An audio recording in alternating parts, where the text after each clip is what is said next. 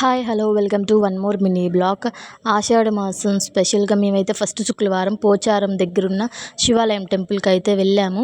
ఆషాఢ మాసంలో వచ్చిన మొదటి శుక్రవారం సందర్భంగా అమ్మవారిని శాకాంబరీ దేవి అవతారంతో అలంకరించారు. అన్ని రకాల కూరగాయలతో అయితే అమ్మవారిని చాలా చక్కగా అలంకరించారు. గుడి లోపల శివపార్వతుల కళ్యాణానికి సంబంధించిన విగ్రహాలు, శివలింగాలు, అమ్మవారి స్వరూపాలు ప్రతిష్ఠించారు. టెంపుల్ బయట ఉన్న చిన్న కోనేటిలో అర్ధనారీశ్వర విగ్రహాన్ని ప్రతిష్ఠించారు. ఇప్పుడైతే ఈ వీడియోని చూసేయండి.